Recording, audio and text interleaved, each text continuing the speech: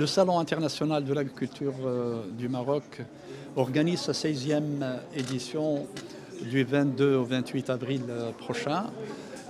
Il s'agit d'une rencontre extrêmement importante pour l'agriculture marocaine et qui rythme l'agenda agricole marocain, mais plus qu'un marocain, l'agenda agricole africain, plutôt mondial aussi, parce qu'il est compté par les grands salons internationaux. Il est visité par plus de 900 000 visiteurs.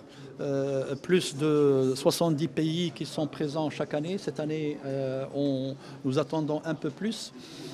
Il s'agit donc d'une édition extrêmement importante qui vient dans un contexte très compliqué en matière de pluviométrie, en matière de sécheresse que vit toute la partie méditerranéenne ouest. Et donc le thème du salon, c'est climat et agriculture.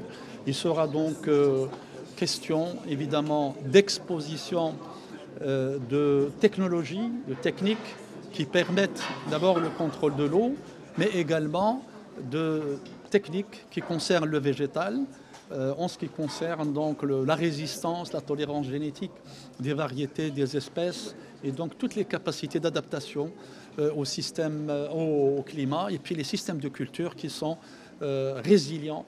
Donc c'est une expérience qui va être échangée entre d'abord les opérateurs, mais aussi les institutionnels et les décideurs. Nous aurons des conférences qui accompagnent toute la période. Une conférence de haut niveau qui concerne la recherche et l'innovation agricole marocaine, mais internationale, c'est-à-dire qu'il va y avoir des chercheurs, il va y avoir des décideurs, il va y avoir des ministres de par le monde. Et donc ce sera l'occasion pour établir la feuille de route en ce qui concerne la recherche dans le domaine de l'eau, dans le domaine de l'adaptation à la sécheresse et également la coopération et le partenariat avec donc nos partenaires, soit africains, européens. Et nous avons l'Espagne comme pays à l'honneur. C'est un choix qui a été fait parce que l'Espagne partage avec le Maroc une histoire, elle partage la culture, elle partage l'économie, elle partage également les difficultés et les contraintes climatiques. Et puis la complémentarité en matière d'agriculture. Nous avons un partenariat très très fructueux entre les opérateurs et les professionnels espagnols et marocains.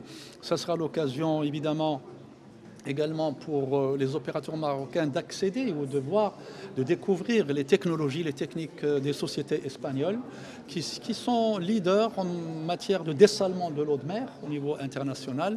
Mais ce sera également l'occasion pour organiser un forum que je vais présider avec mon homologue espagnol, Monsieur le ministre de l'Agriculture, avec les professionnels marocains et espagnols. Le salon, c'est également la sensibilisation par rapport aux citoyens.